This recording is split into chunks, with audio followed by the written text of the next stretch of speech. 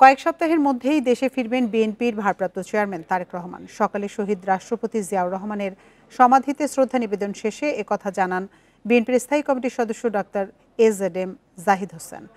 তিনি বলেন, তারেক রহমান দেশে ফিরে গণতন্ত্র পুনরুদ্ধারের নেতৃত্ব দেবেন। বিএনপির মনোনয়ন প্রসঙ্গে ডাক্তার জাহিদ বলেন, যারা জনগণের কাছে সমাদৃত এবং দলীয় জরিপের ফলাফলে এগিয়ে থাকবেন তারাই আগামী নির্বাচনে বিএনপির মনোনয়ন পাবেন। এ সময় নির্বাচন সামনে রেখে দেশি বিদেশি ষড়যন্ত্র রুখতে বিএনপি প্রস্তুত বলেও মন্তব্য করেন তিনি।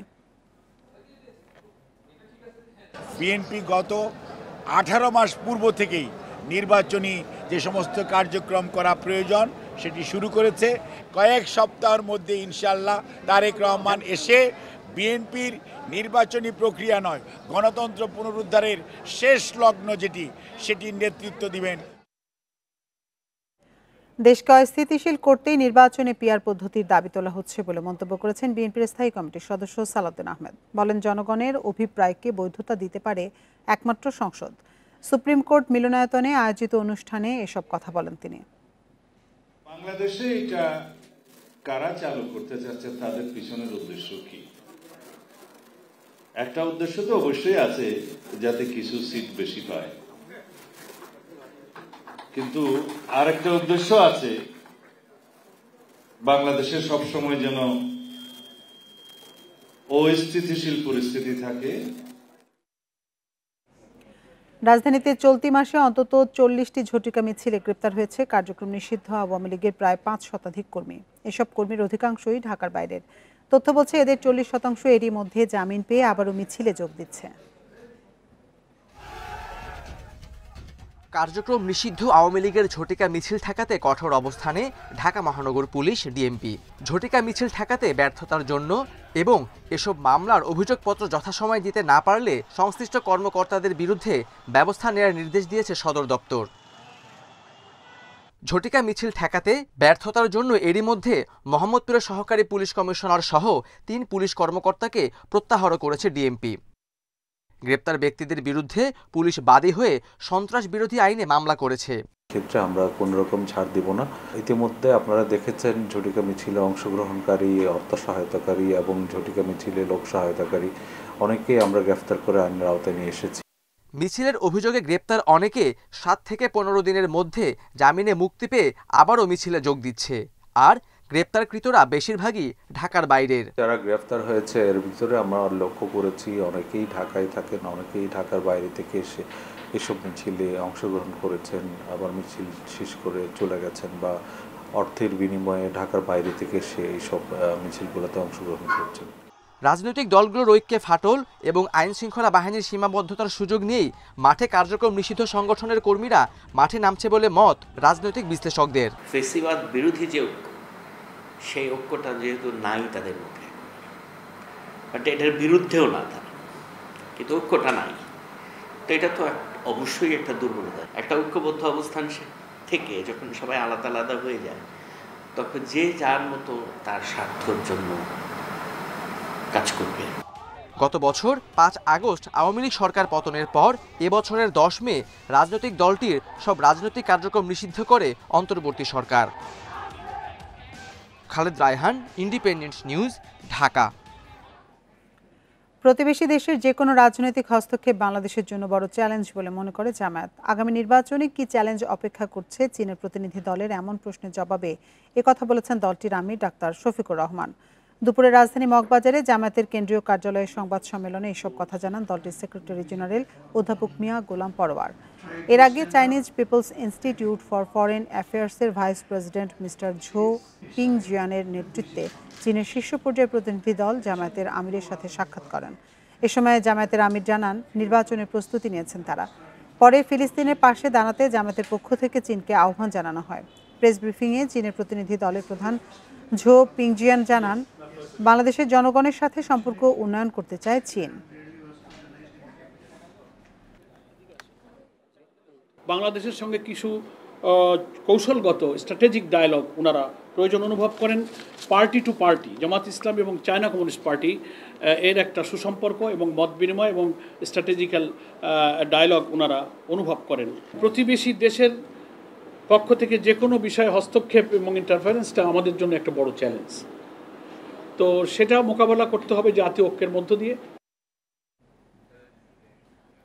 গণঅভ্যুত্থানে কুষ্টিয়ায় ৭ জনকে হত্যা, উস্কানি সহ ৮টি সুনির্দিষ্ট অভিযোগে মানবতা বিরোধী অপরাধের মামলায় জাসদ সভাপতি হাসানুল হক ইনুর বিরুদ্ধে আনুষ্ঠানিক অভিযোগ আমলে নিয়েছে ট্রাইব্যুনাল। এর আগে সকালে আন্তর্জাতিক অপরাধ ট্রাইব্যুনালের রেজিস্ট্রার এএসএম রুহুল ইমরানের কাছে আনুষ্ঠানিক অভিযোগ জমা দেন প্রসিকিউশন। তারা জানান মামলাটি শুনানি হবে ট্রাইব্যুনাল ২-এ। এছাড়া জুলাই আগস্ট আন্দোলনে রাজধানীর চাংখারপুলে ৬ জনকে হত্যার ঘটনায় মানবতা বিরোধী অপরাধের মামলায় ডিএমপির সাবেক কমিশনার হাবিবুর রহমান সহ ৮ জনের বিরুদ্ধে ৮ম দিনে সাক্ষ্য গ্রহণ চলছে। এছাড়া ট্রাইব্যুনাল ২-এ চলছে আশুলিয়ায় ৬ জনের মরদেহ পোড়ানোর মামলায় ৬ষ্ঠ দিনে সাক্ষ্য গ্রহণ। চলাকালে উনি দেশীয় এবং বিদেশি বিভিন্ন মিডিয়াতে সাক্ষাৎকার প্রদান করে এই মানবতা বিরোধী অপরাধ চালিয়ে যাওয়ার জন্য আইনশৃঙ্খলা বাহিনী এবং তার ১৪ দলীয় জোটের নেতাকর্মীকে উস্কানি দিয়েছেন, আদেশ দিয়েছেন। এ নিয়ে বিস্তারিত জানাতে আন্তর্জাতিক অপরাধ ট্রাইব্যুনাল চত্বর থেকে আমাদের সাথে যোগ দিচ্ছেন সহকর্মী জাহিদুল বাশার। জাহিদুল বাশার, আজকে তো জাসদ সভাপতি হাসানুল হক ইনুর বিরুদ্ধে আনুষ্ঠানিক অভিযোগ আমলে নিয়েছে ট্রাইব্যুনাল এবং ট্রাইব্যুনালে আজকে আরও 2টি গুরুত্বপূর্ণ মামলা সাক্ষ্য গ্রহণ চলছে। সব মিলিয়ে আদালত প্রাঙ্গণ থেকে আপনার কাছে কি কি তথ্য আছে আমাদের জানাবেন বিস্তারিত। জি, দেখুন, আদালতে আজকে বেশ কয়েকটি মামলা ছিল, সাক্ষ্য গ্রহণ হয়েছে 2টি মামলায়। হাসানুল হক ইনুর বিরুদ্ধে আরেকটি মামলায় অভিযোগপত্র দাখিল করা হয়েছে, যেটাকে সাধারণ মামলায় চার্জশিট বলা হয় বা অভিযোগপত্র, এখানে ফর্মাল চার্জ। এই ফর্মাল চার্জ দাখিল করার পরে এর উপরে খানিকক্ষণ শুনানি হয়েছে, অর্থাৎ এই চার্জে কি কি আনা হয়েছে তার বিরুদ্ধে মোট 8টি সুনির্দিষ্ট অভিযোগ রয়েছে। এই সমস্ত বিষয়ে শুনানি হওয়ার পরে আদালত সেটি আমলে নিয়েছেন। আগামী 29 তারিখ এই মামলায় হাসানুল হক ইনু যেহেতু অন্য একটা মামলায় গ্রেপ্তার আছেন, তাকে এই মামলায় আদালতে এনে গ্রেপ্তার দেখাতে হবে। এখন আসি হাসানুল হক ইনুর বিরুদ্ধে কেন আলাদা করে মামলা হলো এবং কি অভিযোগ। দেখুন, তার বিরুদ্ধে সুনির্দিষ্ট 8টি অভিযোগের ভিতরে গুরুত্বপূর্ণ হচ্ছে যে তিনি বিভিন্ন সময়ে শেখ হাসিনার সাথে এই জুলাই আন্দোলন দমনে কি কি করা যাবে, কিভাবে ব্যবস্থা নিতে হবে, দমন পীড়নের এই পরামর্শগুলো তিনি দিয়েছেন। এটি এই অভিযোগপত্রে বলা হয়েছে। একই সাথে 14 দলের যে বৈঠক, সেখানে জাসদের প্রধান হিসেবে তিনি শেখ হাসিনাকে পরামর্শ দিয়েছেন। কারফিউ জারির যে পরামর্শ, সেই সিদ্ধান্ত তারা নিয়েছেন, সেখানে তার ভূমিকা ছিল। একই সাথে আজকে হাসানুল হক ইনুর বিরুদ্ধে যে অভিযোগপত্র, সেখানে মূল অভিযোগপত্রের সহ তার বিরুদ্ধে যত ধরনের তথ্য প্রমাণ রয়েছে, বর্ণনা রয়েছে, এটি একটি দীর্ঘ বিষয়, 8000 পৃষ্ঠারও বেশি। তো সেখানে সেই বিষয়গুলোতে নানান বিষয় এসেছে এবং প্রসিকিউশন সেখানে ব্যাখ্যা করেছে যে 6 জনকে হত্যা এবং আরও একজনকে গুলি করে হত্যা, এই মোট 7 জনকে হত্যার একটি বিষয় আছে। একই সাথে সারা বাংলাদেশে যেহেতু তিনি একটি দলের নেতা এবং তিনি বিভিন্ন সময়ে প্রধানমন্ত্রীর সাথে ফোনালাপ করেছেন, তার বক্তব্য পাওয়া গেছে বিভিন্ন জায়গায়, এই জায়গায় যে সুপিরিয়র কমান্ড রেসপন্সিবিলিটি হিসেবে তার বিরুদ্ধে অভিযোগ আনা হয়েছে এই যে জুলাই আন্দোলন দমনের ক্ষেত্রে বিভিন্ন ধরনের ভূমিকার। তার বিরুদ্ধে মূলত আরও একটি অভিযোগ এসছে যে তিনি শেখ হাসিনার সাথে একটি ফোনালাপ, যেটি গতকালকে বিভিন্ন মিডিয়ায় প্রচার হয়েছে, এই ট্রাইব্যুনাল 1 থেকে শেখ হাসিনার মামলায় একজন এক্সপার্ট, ফরেন্সিক এক্সপার্ট, তিনি সেখানে ব্যাখ্যা করেছেন। সেই ফোনতে হাসানুল হক ইনুকে বলতে শোনা গেছে যে তিনি আন্দোলনকারীদের ধরে বা তাদেরকে বিভিন্নভাবে জঙ্গি ট্রাম্প কার্ড খেলবেন তাদেরকে দিয়ে, অর্থাৎ জঙ্গি বানানোর যে একটি সাজানো নাটক সেটি উপস্থাপন করবেন, সেই বিষয়টিও এখানে আদালতে কিন্তু বলা হয়েছে। একই সাথে তিনি এই শেখ হাসিনার যেই বক্তব্যে বলা হচ্ছিল যে আন্দোলনকারীদের হেলিকপ্টার থেকে বোমা ফেলা বা সেখানে তাদেরকে কিভাবে তাদেরকে দমনপীড়ন করা যায়, সেই জায়গায় তিনি শেখ হাসিনাকে বলেছেন যে তিনি যে সিদ্ধান্ত নিয়েছেন সেই সিদ্ধান্তগুলো সঠিক ছিল এবং সময় উপযোগী ছিল। তো সব মিলিয়ে এরকম অনেকগুলো অভিযোগ আলাদা আলাদা করে তার বিরুদ্ধে 8টি অভিযোগ দাঁড় করানো হয়েছে এবং তাকে আলাদা এই মামলায় এককভাবে আসামি করে অভিযোগপত্র দাখিল করা হয়েছে। এখানে কিছুক্ষণ আগে যে ব্রিফিং হয়েছে সেখানে আরেকটি বিষয়, যে আওয়ামী লীগের যে সমস্ত নেতারা, অর্থাৎ আপনি জানেন যে 10-12 জন মন্ত্রী, 2 জন উপদেষ্টা, একই সাথে বিচারপতিরা রয়েছেন, সচিবরা রয়েছেন, এই হেভিওয়েট অনেক ব্যক্তিবর্গ যারা এখানে আসামি হয়েছেন মানবতা বিরোধী অপরাধের মামলায়, কেবল ইউনু একটি মামলায় এককভাবে আসামি হয়েছেন। আমরা প্রশ্ন করেছিলাম অন্য আরো 2-1 জনের ব্যাপারে আলাদা করে তদন্ত চলছে, তারা কিন্তু আলাদা আসামি হবেন। আপনি আরো তথ্য সংগ্রহ করতে থাকুন, আমরা পরবর্তীতে আবার আপনার সাথে যোগাযোগ করব। আদালত প্রাঙ্গণ থেকে সবশেষ তথ্য জানাচ্ছিলেন সহকর্মী জাহিদুল বাশার। মার্কিন কোম্পানিকে বাংলাদেশে আরও বিনিয়োগের আহ্বান জানিয়েছেন প্রধান উপদেষ্টা। মঙ্গলবার নিউ ইয়র্কে যুক্তরাষ্ট্র বাংলাদেশ এক্সিকিউটিভ বিজনেস আলোচনায় এই আহ্বান জানান তিনি। এ সময় মার্কিন প্রেসিডেন্ট ডোনাল্ড ট্রাম্পকে বাংলাদেশ সফরের আমন্ত্রণ জানান। সমৃদ্ধ ও স্থিতিশীল অর্থনীতি গড়ে তুলতে বিশ্ব নেতাদের প্রতি আহ্বান জানান অধ্যাপক ইউনূস। জাতিসংঘ সাধারণ পরিষদের ৮০তম অধিবেশন উপলক্ষে এখন নিউ ইয়র্কে প্রধান উপদেষ্টা অধ্যাপক ইউনূস মঙ্গলবার ও বুধবার বেশ কয়েকটি আলোচনা সভা ও কয়েকজন বিশ্ব নেতার সঙ্গে বৈঠক করেন।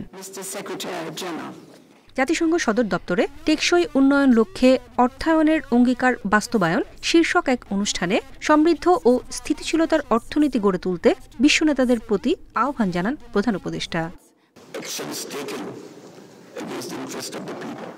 আমরা বিশ্বাস করি দারিদ্র্য একজনের স্বপ্নের পথে বাধা হতে পারে না। চতুর্থ আন্তর্জাতিক অর্থায়ন সম্মেলনে নেয়া অঙ্গীকারগুলো বাস্তবায়ন করতে হবে। টেকসই উন্নয়ন লক্ষ্য অর্জনে বছরে ৪ ট্রিলিয়ন মার্কিন ডলারের বিনিয়োগ ঘাটতি পূরণ করা চ্যালেঞ্জিং হলেও অপরিহার্য। বুধবার নিউ ইয়র্কে যুক্তরাষ্ট্র বাংলাদেশ এক্সিকিউটিভ বিজনেস গোলটেবিল আলোচনায় মেটলাইফ, শেভরন সহ শীর্ষ মার্কিন কোম্পানিগুলোকে বাংলাদেশে নতুন বিনিয়োগের আহ্বান জানান প্রধান উপদেষ্টা।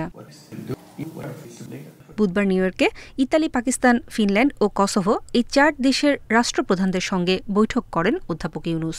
এ সময় ইতালির প্রধানমন্ত্রী জর্জিয়া মেলোনি বাংলাদেশে বিনিয়োগ বাড়াতে ইতালি বাংলাদেশ বিজনেস ফোরাম গঠনের প্রস্তাব দেন। প্রধান উপদেষ্টা প্রস্তাবটি স্বাগত জানান। বৈঠকে নির্বাচন, অভিবাসন, রোহিঙ্গা সংকট নিয়েও আলোচনা হয়।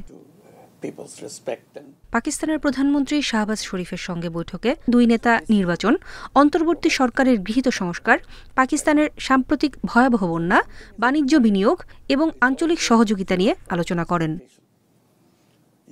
ফিনল্যান্ডের প্রেসিডেন্টের সাথে বৈঠকে ড ইউনূস জানান, অন্তর্বর্তী সরকার অবাধ নির্বাচনের অঙ্গীকারবদ্ধ, আসিয়ানের সদস্যপদের জন্য কাজ করছে।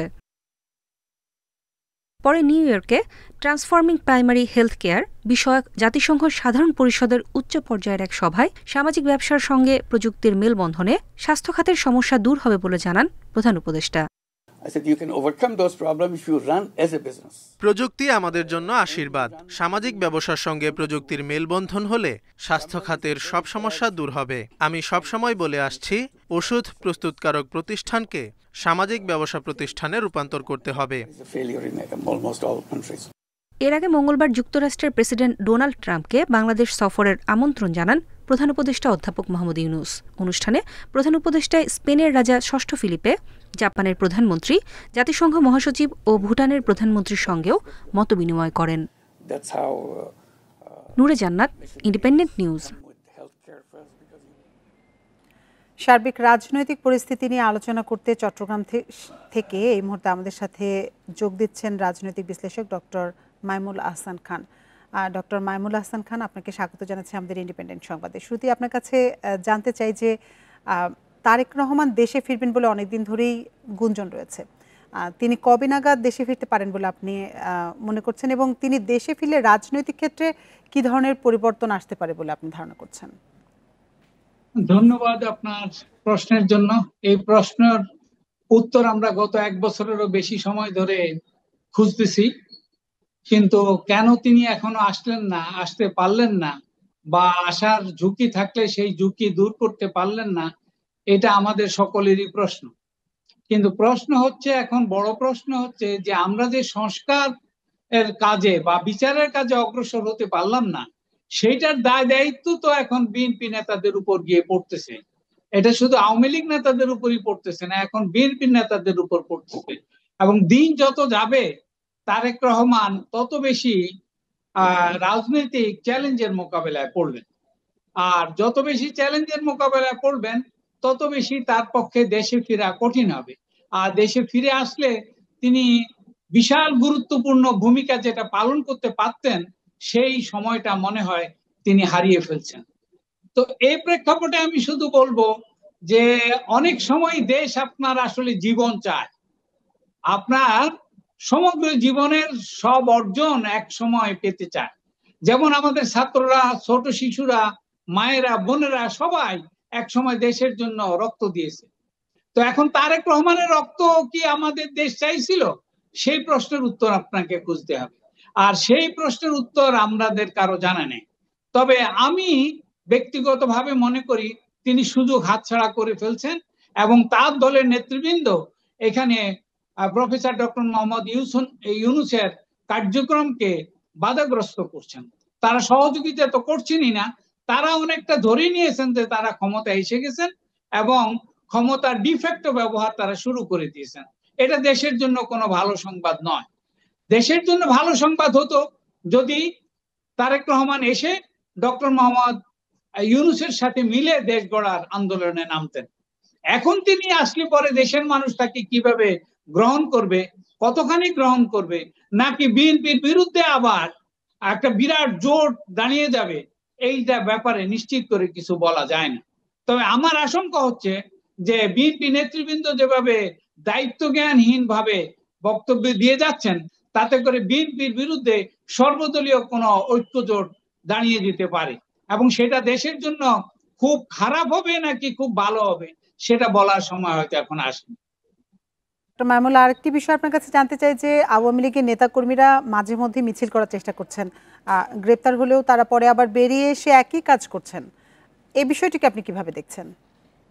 এটি একটি বড় ষড়যন্ত্র বা বড় একটা স্কিমের অংশ। গত এক বছরে আওয়ামী লীগ বিপ্লবের পরপর যত দুর্বল হয়ে গিয়েছিল, সেই দুর্বল অবস্থাকে সে সবল করার চেষ্টা করতেছে। আর এখানে সবচেয়ে প্রশাসন এবং বিএনপি এই দু তরফ থেকে তারা সহযোগিতা পাচ্ছে। এই সহযোগিতার কারণে দেশে হয়তো আবার বড় ধরনের কোনো বিপ্লব শুরু হতে পারে বলে আমার মনে হয়। কারণ যেভাবে তারা আক্তারকে আক্রমণ করেছে নিউ ইয়র্কে, ডক্টর জারাকে অকথ্য ভাষা গালিগালাজ করেছে, এর অর্থ হচ্ছে বিপ্লবী শক্তি হয়তো আবার অনেক বড় শক্তিশালী হয়ে এদের মোকাবেলা করতে হবে। ডক্টর মাইমুল আহসান খান, আপনাকে অসংখ্য ধন্যবাদ আমাদের সাথে যোগ দেওয়ার জন্য। দুর্নীতির মামলায় এস আলম গ্রুপের মালিক মোহাম্মদ সাইফুল আলম ও তার দুই ভাইয়ের বিরুদ্ধে ইন্টারপোলের রেড নোটিশ জারির নির্দেশ দিয়েছে আদালত। সকালে দুদকের আবেদনের প্রেক্ষিতে ঢাকা মহানগর দায়রা জজ আদালতের বিচারক সাব্বির ফয়েজ এ আদেশ দেন। এর আগে সকালে শুনানিতে দুদকের পক্ষের সংস্থাটির উপপরিচালক তাহসিন মুনাবিল হক পলাতক এই আসামিদের গ্রেপ্তারে নোটিশ জারির আবেদন করেন। শুনানি শেষে আদালত তা মঞ্জুর করেন। দুদকের আবেদনে বলা হয়, এস আলম গ্রুপের চেয়ারম্যান সাইফুল আলম ও অন্য আসামিরা মিলে অপরাধমূলক অসদাচরণ ও বিশ্বাস ভঙ্গ করে একটি ভুয়া প্রতিষ্ঠান এম ট্রেডিং এর নামে ঋণ প্রস্তাব ও তা অনুমোদনের ব্যবস্থা করে 140 কোটি 20 লাখ টাকা আত্মসাৎ করেন। আপনারা দেখছেন বিরতিহীন সংবাদ দুপুর। সংবাদে অন্যান্য খবরের সঙ্গে আরও থাকছে। চাকসু নির্বাচনে 26 পদে মোট প্রার্থী 415। সাইবার বুলিং এর সংখ্যায় কমেছে নারী প্রার্থী, 40 ভাগ ভোটারে প্রার্থী 11 ভাগ।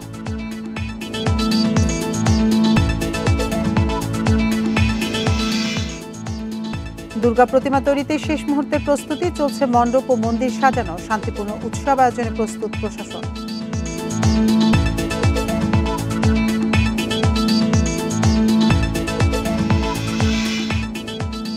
চট্টগ্রাম বিশ্ববিদ্যালয় কেন্দ্রীয় ছাত্র সংসদ চাকসু নির্বাচনে আজ থেকে আনুষ্ঠানিক প্রচারণায় নেমেছেন প্রার্থীরা। এর আগে সকালে 26টি পদের বিপরীতে মোট 415 জন প্রার্থী চূড়ান্ত তালিকা প্রকাশ করে নির্বাচন কমিশন। এর মধ্যে খসড়া ব্যালট নম্বরও প্রকাশ করেছে কমিশন। এদিকে সিনেট কক্ষে নির্বাচনের আইনশৃঙ্খলা পরিস্থিতি ও পরিকল্পনা নিয়ে বিভিন্ন বাহিনী ও প্রশাসনের সাথে বৈঠকে বসেছে বিশ্ববিদ্যালয় কর্তৃপক্ষ। এদিকে তালিকা প্রকাশের পর আনুষ্ঠানিক প্রচারণায় নামেন প্রার্থীরা। এ সময় নানা প্রতিশ্রুতি দিয়ে ভোটারদের কাছে ভোট চাওয়ার পাশাপাশি ইশতেহারে কোন কোন বিষয় অন্তর্ভুক্ত করা যায় সে বিষয়েও মতামত দেন প্রার্থীরা।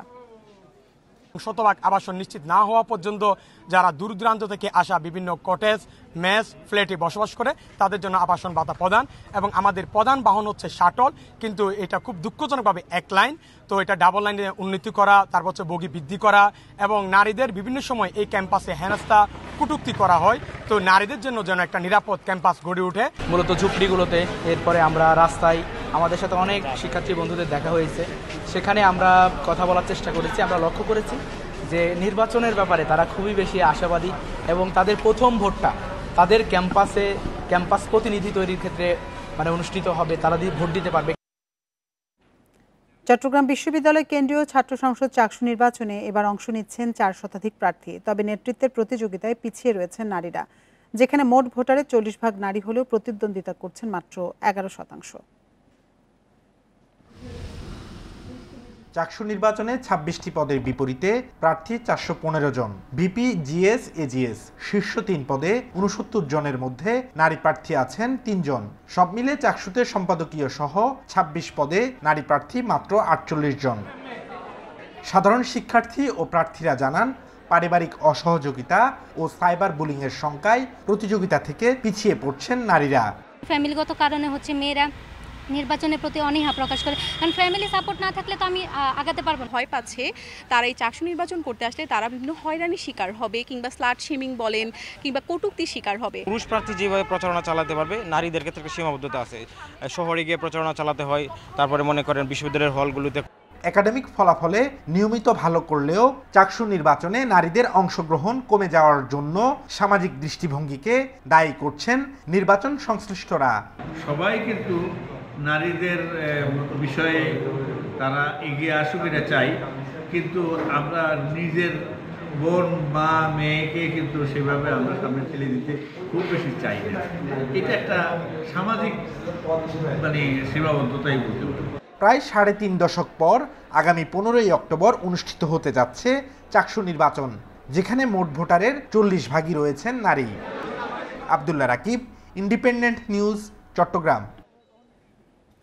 চাকসু নির্বাচনের প্রচারণার খবর জানাতে আমাদের সাথে যোগ দিচ্ছেন সহকর্মী অনুপম শীল। অনুপম, সিনেট কক্ষে বিশ্ববিদ্যালয় কর্তৃপক্ষের সাথে যে বৈঠকটি চলছে সেটি শেষ হয়েছে কিনা এবং সেখানে কোন কোন বিষয় নিয়ে আলোচনা হয়েছে, এবং নির্বাচন ঘিরে সার্বিক নিরাপত্তা ব্যবস্থা কেমন দেখছেন ক্যাম্পাসের?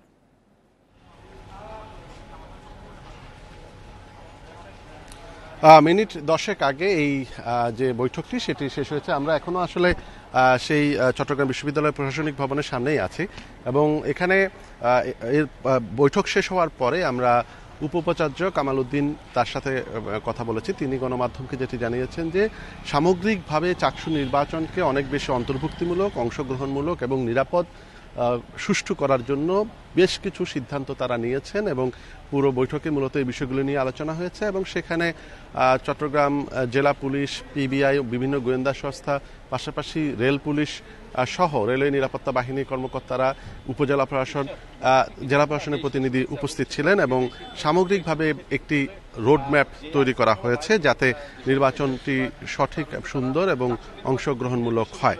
এবং ইতিমধ্যে এই বিষয়ে তিনি যেটি জানিয়েছেন যে সাধারণ শিক্ষার্থীরা যাতে নিরাপদে ক্যাম্পাসে ভোট দিতে পারে এবং কোনো ধরনের সাইবার বুলিং বা শার্ট স্ল্যামিং এই ধরনের কোনো কিছু যাতে না হয়, সেই বিষয়ে প্রচারণা চালাতে গিয়ে প্রার্থীরা যাতে কোনোভাবে অনিরাপদ বোধ না করেন, সেই বিষয়গুলো নিয়েও আসলে দফায় দফায় আলোচনা হয়েছে।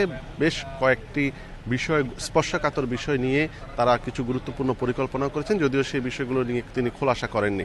তো এই আলোচনাগুলো চলছে, এবং সেখানে আইন শৃঙ্খলা রক্ষাকারী বাহিনী এবং কর্মকর্তারা উপস্থিত ছিলেন, এবং এই আইন শৃঙ্খলা রক্ষাকারী বাহিনীর পক্ষ থেকেও বেশ কিছু পরিকল্পনার কথা, তাদের প্রস্তুতির কথা জানানো হয়েছে, সেগুলো নিয়েও আলোচনা হয়েছে।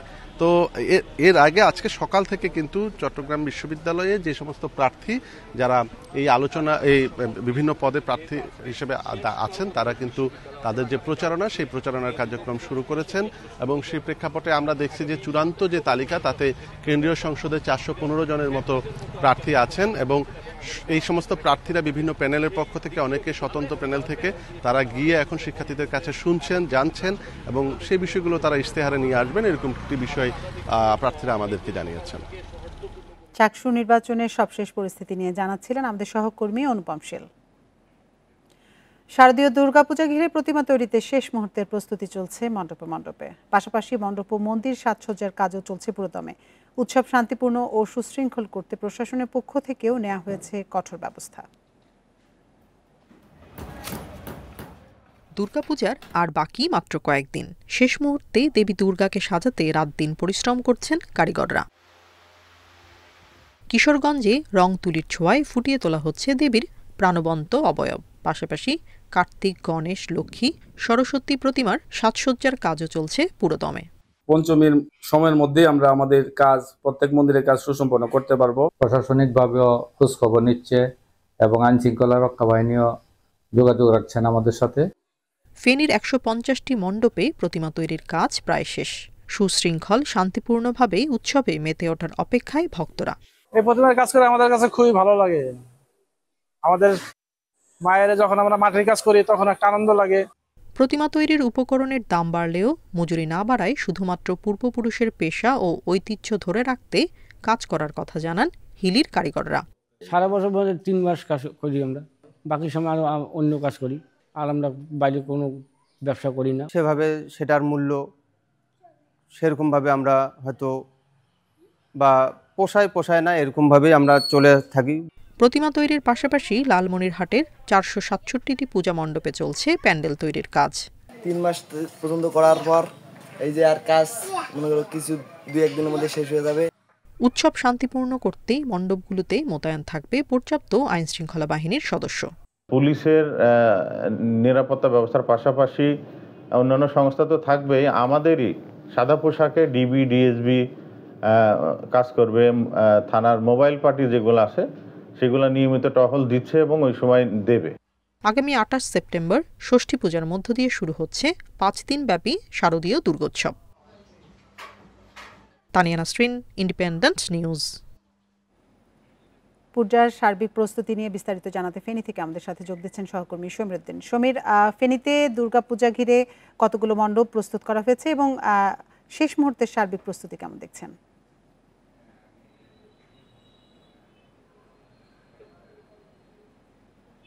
দেখুন, ফেনীতে গতবার 149টি পূজা মণ্ডপ থাকলেও এবার এটি সংখ্যা একটি বেড়ে এখন 150টিতে পূজা অনুষ্ঠিত হবে আগামী 28 সেপ্টেম্বর অর্থাৎ রোববার থেকে।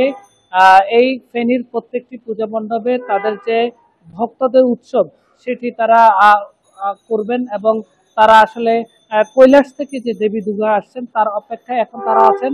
ভক্তদের মাঝে 28 সেপ্টেম্বর থেকে তাদের যে কার্যক্রম তারা সেটি করবেন। আর এই পূজা মণ্ডপগুলোকে সার্বিক প্রস্তুতি এবং শৃঙ্খলা ঠিক রাখার জন্য জেলা প্রশাসনের পক্ষ থেকে, পুলিশের পক্ষ থেকে বেশ কিছু প্রস্তুতি নেওয়া হয়েছে। তারা বলছেন যে 3 স্তরের নিশ্চিত নিরাপত্তা ব্যবস্থা রেখেছেন এবং তারা বলছেন পূজা মণ্ডপগুলোতে সিসি ক্যামেরা দ্বারা তারা সেগুলোকে নিশ্চিত করেছেন এবং সেখানে স্থানীয় কমিটি এবং বিভিন্ন স্বেচ্ছাসেবী সংগঠনের নেতা কর্মীদের মাধ্যমে তাদের যে শৃঙ্খলা বজায় রাখার সেটি তারা করবেন।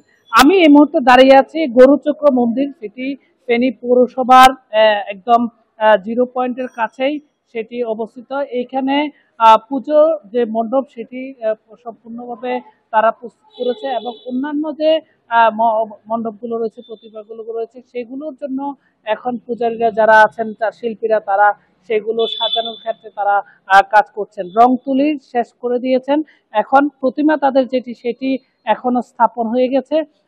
এখন যে সর্বশেষ যে প্রস্তুতি সেটি তারা এখন করছেন। আর এখানকার যে আয়োজক কমিটি রয়েছেন তারা বলছেন যে এবারের পুজোটিকে উৎসব সুন্দর এবং নির্বিঘ্নে করার জন্য তারা সব ধরনের প্রস্তুতি রয়েছে। তাদের কাছে জেলা প্রশাসন, পুলিশ প্রশাসনের সাথে তারা সার্বক্ষণিক যোগাযোগ রয়েছেন। তারা বলছেন যে সম্প্রদায় সম্প্রীতি বজায় রেখে তারা আনন্দঘন পরিবেশে তাদের এবার পুজোগুলোকে তারা সুন্দরভাবে উদযাপন করতে চান। সেই জন্য ফেনীর প্রায় 150টি পুজো মণ্ডপে এবার সাজানো হয়েছে অত্যন্ত দৃষ্টিনন্দনভাবে। তবে জেলা প্রশাসনের পক্ষ থেকে, পুলিশের পক্ষ থেকে বলা হচ্ছে যে সার্বিক নিরাপত্তা চমৎকার রয়েছে। এবারে তারা কোনো থ্রেট মনে করছে না। তারা বলছেন যে তাদের এই পূজা মণ্ডপগুলোকে দর্শনার্থীদের নিরাপত্তা বজায় রাখতে, ভক্তদের নিরাপত্তার জন্য এবং পূজা মণ্ডপগুলোকে নিরাপত্তা বজায় রাখার জন্য তারা সর্বোচ্চ যে আইন শৃঙ্খলা ব্যবস্থা সেটি তারা করছেন। এবং তারা বলছেন শহরে যেহেতু বেশ কিছু পূজা মণ্ডপ রয়েছে, এই পূজা মণ্ডপগুলোতে ভক্তরা চলাফেরা করার জন্য তারা যেন যানজট মুক্ত থাকা যায়, সেই জন্য ট্রাফিক ব্যবস্থাও তারা চমৎকারভাবে তারা ঠিক রেখেছেন। আর এই 150টি পূজা মণ্ডপের জন্য সরকারিভাবে অনুদানের যে ব্যবস্থা সেটি তারা করেছেন। অনুদান প্রত্যেক পূজা মণ্ডপে ইতিমধ্যে পৌঁছে গেছে। এটি ছিল আমার কাছে ফেনীর পূজা মণ্ডপগুলো নিয়ে সর্বশেষ তথ্য। ফেনী থেকে দুর্গাপূজা আয়োজনের সবশেষ প্রস্তুতি নিয়ে জানাচ্ছিলেন আমাদের সহকর্মী সমীর উদ্দিন।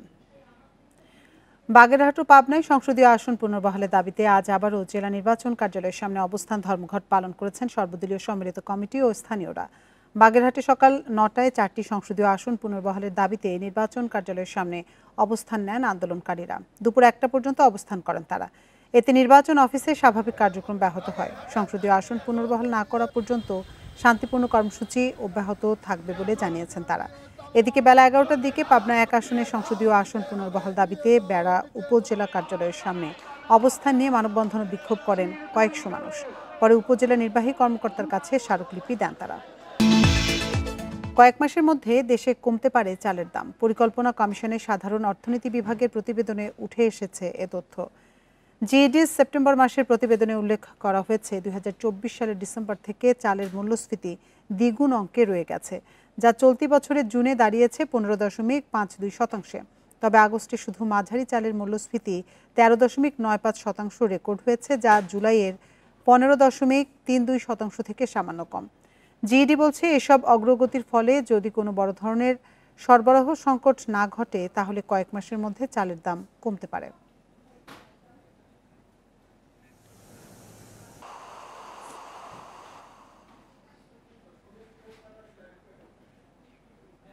রাজনৈতিক পরিচয়ে সারের ডিলারশিপ পাওয়া বন্ধে শিগগিরই নীতিমালা করছে সরকার। এর ফলে সিন্ডিকেট বন্ধ হবে বলে জানিয়েছেন কৃষি উপদেষ্টা জাহাঙ্গীর আলম চৌধুরী। দুপুরে সচিবালয়ে কৃষিক্ষেত্রে 1 বছরের অর্জন, সাফল্য ও সার্বিক অগ্রগতি নিয়ে সংবাদ সম্মেলনে একথা জানান তিনি। উপদেষ্টা বলেন, সারের কোনো সংকট নেই, তাই দাম বাড়ানোর কোনো সুযোগ নেই। কিছু ব্যবস্থার কারণে সারের সংকট তৈরি হচ্ছে। আরাকান থেকে বর্ডার দিয়ে আসে মাদক, এদেশ থেকে পাচার হয় সার। এর বিরুদ্ধে কঠোর অবস্থান নিয়েছে সরকার। জানান, সারের দাম নির্ধারণ, সংকট মেটানো সহ সিন্ডিকেট ভাঙতে সার ব্যবস্থাপনা কমিটি করা হয়েছে। এ কমিটির আওতায় নীতিমালা করা হবে বলেও জানান কৃষি উপদেষ্টা।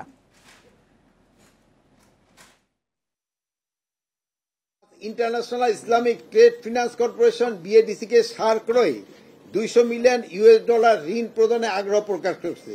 ইতিমধ্যে $100 মিলিয়ন ঋণ চুক্তি স্বাক্ষরিত হয়েছে। আমাদের সচিব মহোদয় মানে গেছিলেন, এটা একটা নতুন আমাদের কিন্তু দিগন্ত উন্মোচন হয়েছে। বরিশালে ডেঙ্গু আক্রান্ত হয়ে এ মাসেই 10 জনের মৃত্যু হয়েছে। প্রথম 9 মাসেই আক্রান্তের সংখ্যা আগের বছরের 1.5 গুণ। মশা নিধনে কার্যকর উদ্যোগ না থাকায় ডেঙ্গুর প্রকোপ বাড়ছে বলছেন ভুক্তভোগীরা। তবে জনগণের মাঝে সচেতনতা বাড়ায় দ্রুত চিকিৎসার কারণে এবছর মৃত্যুর হার কম বলছে স্বাস্থ্য বিভাগ। বরিশালের শেরেবাংলা মেডিকেল কলেজ হাসপাতালে বছরের শুরু থেকেই বাড়ছে ডেঙ্গু রোগীর সংখ্যা। সবচেয়ে বেশি রোগী আসছে বরগুনা ও পটুয়াখালী থেকে। জেলা উপজেলায় মশা নিয়ন্ত্রণে কার্যকর ব্যবস্থা না নেয়ায় ডেঙ্গুর প্রকোপ বাড়ছে, অভিযোগ রোগীদের। কোনো ঔষধ ছিটায় না, দেয় না, কোথাও না, পাথরঘাটা না, বরগুনা না, কোথাও না। আর বরগুনায় তো রোগী প্রচুর রোগী। গ্রাম গায়ে আপনার ওই যে আপনার মশার ঔষধ কোনো ছিটায় না। সেপ্টেম্বর থেকে 9 মাসে শেরেবাংলা মেডিকেল কলেজ হাসপাতালে চিকিৎসা নিয়েছেন প্রায় 1,500 ডেঙ্গু রোগী, আর মৃত্যু হয়েছে 17 জনের। প্রত্যন্ত অঞ্চলের অনেক রোগী একেবারে শেষ মুহূর্তে হাসপাতালে আসায় জীবন বাঁচানো সম্ভব হয় না বলছেন হাসপাতাল কর্তৃপক্ষ। বেশিরভাগ মৃত্যুগুলো হচ্ছে 24 ঘন্টার ভিতরে। মানে এমন একটা অবস্থা নিয়ে আসতেছে, তাদের লাংসে পানি চলে আসছে, বডিতে পেটে পানি চলে আসছে, শ্বাসকষ্ট হচ্ছে। এদিকে আইসিইউ সাপোর্টটা দিয়েও সেভাবে খুব বেশি ইমপ্রুভ করা যায় না। গত বছর বরিশাল বিভাগে 8,773 জনের ডেঙ্গু শনাক্ত হয়, মারা যান 64 জন। তবে এবছর সেপ্টেম্বর পর্যন্ত 12,500-এর বেশি রোগীর চিকিৎসা নিলেও মৃত্যু হয়েছে 29 জনের। এবছর ডেঙ্গুর প্রকোপ বেশি হলেও সচেতনতা বাড়ার কারণে প্রাণহানি কম বললেন কর্মকর্তা। মানুষের মধ্যে সচেতনতা বাড়ছে। যেমন জ্বর হইলেই যদি ডাক্তারদের কাছে চলে আসে, সেক্ষেত্রে ডাক্তাররা যদি যথাসময়ে ব্যবস্থা নেয়, সেক্ষেত্রে মৃত্যুর হার কমবে, এটাই স্বাভাবিক। জনসচেতনতা বাড়ানোর পাশাপাশি মশা নিধনে বিভিন্ন উদ্যোগ নেওয়ার কথা জানিয়েছে স্বাস্থ্য অধিদপ্তর। Independent news. এ নিয়ে বিস্তারিত জানাতে বরিশাল থেকে আমাদের সাথে যোগ দিচ্ছেন সহকর্মী মুরাদ আহমেদ। মুরাদ, আমরা প্রতিবেদনে যেমনটি দেখছিলাম যে এ মাসেই 10 জনের মৃত্যু হয়েছে ডেঙ্গু আক্রান্ত হয়ে। তো ডেঙ্গু প্রতিরোধে প্রশাসনের পক্ষ থেকে কি ধরনের ব্যবস্থা নেওয়া হয়েছে বরিশালে?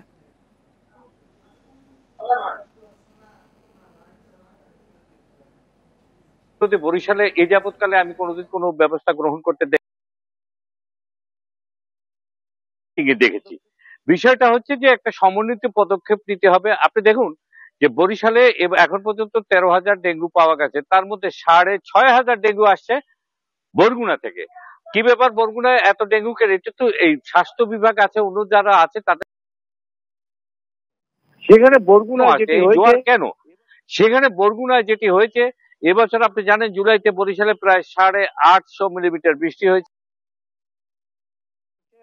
রেইন ওয়াটার হারভেস্টিং প্ল্যান্ট অথবা পাওয়ার প্ল্যান্ট এগুলোর মাধ্যমে আপনার সংরক্ষণ করা হচ্ছে পানি, আপনার সংরক্ষণ করা হচ্ছে পানি। পানি সংরক্ষণের প্রক্রিয়াটি সঠিক নয়, না থাকার কারণে ওই পানিতেই মশা ঢুকে এবং ঘরে ঘরে পানিতে জমিয়ে রাখা পানিতে মশা ঢুকে ঘরে ঘরে লার্ভা ছাড়ছে এবং ঘর ঘর থেকে এখন ডেঙ্গু রোগী বের হচ্ছে।